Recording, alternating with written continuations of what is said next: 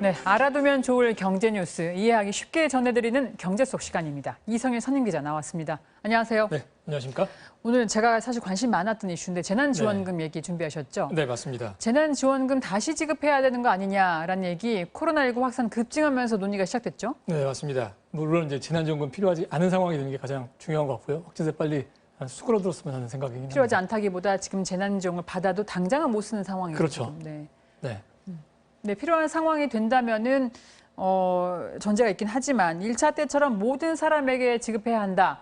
일부에게만 선별 지원해야 된다. 이런 논쟁이 지금 진행되고 있지 않습니까? 네, 어느 맞습니다. 쪽 얘기가 설득력이 더 있다고 봐야 할까요? 정답은 없다는 게 뭐 솔직한 답인 것 같고요.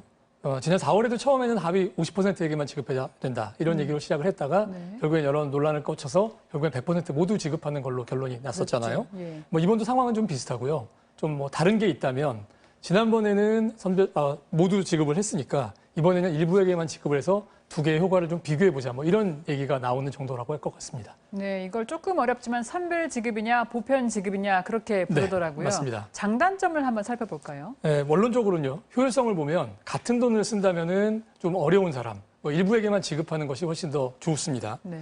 예, 이제 하위 50%만 주자, 70%만 주자 이게 선별 지급을 얘기를 하는 거죠. 근데 곤란한 점은 이게 수혜자를 가르는 기준을 합의하기가 어렵다는 겁니다. 소득이 몇만 원 차이가 난다고 해서 받을 수 있는 사람, 또 받을 수 없는 사람이 갈라진다면은 그 기준의 합리성을 놓고 이제 갈등이 벌어질 수가 있는 거고요. 예. 또 정부가 갖고 있는 게 기준이 그 작년 소득입니다. 이걸 기준으로 하면 올해 코로나 때문에 어려워진 사람이 오히려 여기서 빠질 수 있다. 이런 것도 이제 난점이 되고요.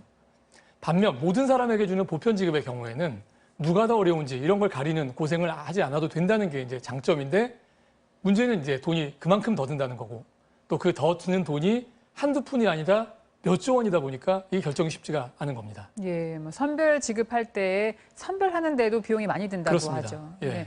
어쨌든 어떤 방법을 쓰든 재난지원금 얘기가 다시 나오는 배경에는 1차 재난지원금의 효과가 좀 있었다고 보는 거겠죠. 네, 좀 긍정적인 거죠. 예. 재난지원금 덕에 상하위 소득 격차가 줄어들었다 이런 통계가 나와 있는데요. 네. 물론 이거는 좀 일시적인 거기는 합니다만 코로나 확산으로 타격이 더 컸을 이른바 취약계층에게 그 부담을 좀 덜어준 것을 확인했다는 점에서 좀 의미가 있는 것 같습니다. 예. 또 다른 기대 효과는요. 이 민간 소비가 늘어나는 거였는데 그전까지 마이너스를 기록하던 소비가 재난지원금 지급한 4월을 계기로 해서 증가세로 돌아섰죠.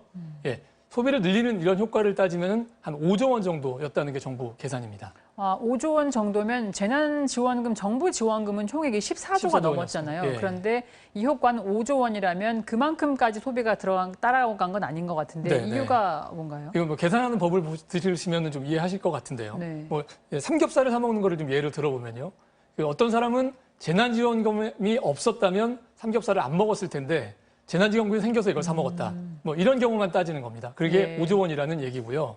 똑같이 삼겹살을 사 먹었던 경우라도 재난지원금이 없었을 경우라도 먹었을 거다. 뭐 이런 경우는 이제 빠지는 겁니다. 그러니까 이분은 재난지원금으로 다른 걸 사거나 아예 쓰지 않고 저축을 할 수가 있는데 이게 이제 9조 원이라면 삼겹살과 관련된 소비 효과는 5조 원이다. 이렇게 계산을 한 거거든요.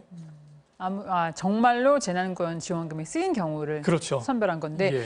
아무래도 소득이 충분하지 않은 분들에게 재난지원금이 가야 그 효과가 더 충분하겠죠. 네, 그게 바로 이제 경제학 교과서에 나오는 얘기거든요.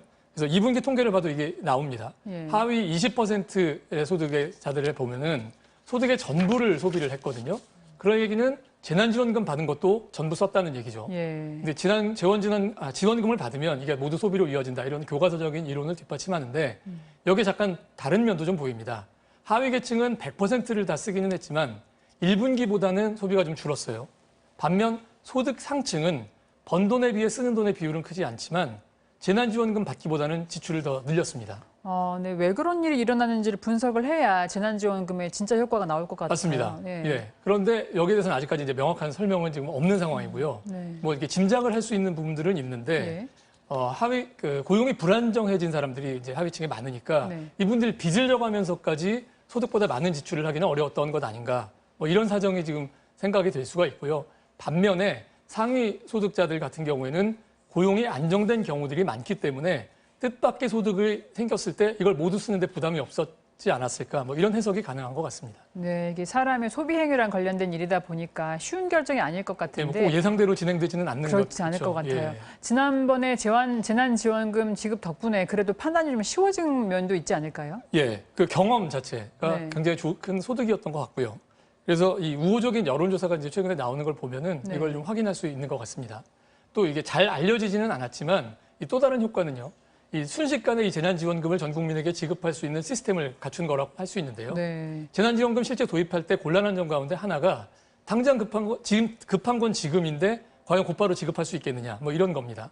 이거 사실 별 문제가 아닌 것 같지만 팩스로 받거나 뭐 창구 신청을 받아서 몇 달 걸려도 아직 그 재난지원금 지급하지 못했다는 이웃나라 일본의 사례를 보면 이런 걱정이 근거가 없는 거냐 그렇지는 않아 보입니다. 네.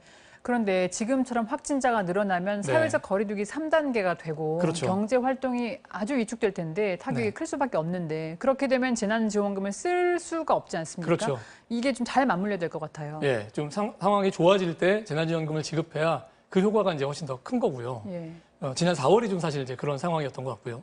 이제 어쩔 수 없이 뭐 3단계 이제 들어가게 되더라도 네. 뭐 거리두기 지침 같은 거 좀 정밀하게 고쳐야지 되는 것 아니냐 이런 목소리도 좀 있습니다. 예. 그 예를 들어서 음식이나 마트 배달은 이제 계속 허용이 될 것 같은데 정작 확진 사고 지난 4월, 5월에 보면은 물류 창고에서도 발생을 했었잖아요. 그랬죠. 네, 또 규모가 큰 식당, 카페 이렇게 문을 닫거나 또 밤 9시 이후에는 영업을 못하게 한다 이런 제한들이 있는데 사실은 자리가 얼마나 다닥다닥 붙어 있느냐 뭐 이런 것들이 훨씬 더 중요하지 않느냐 또 뭐 테이크아웃은 허용해야 되는 것 아니냐 뭐 이런 얘기들이 있습니다. 충격은 줄이면서 안정성 높이는 세부적인 방법을 만드는 게 오히려 더 중요하다 이런 의견도 있습니다. 아, 네. 오늘 말씀도 잘 들었습니다. 네. 예, 수고하셨습니다. 감사합니다. 네, 감사합니다.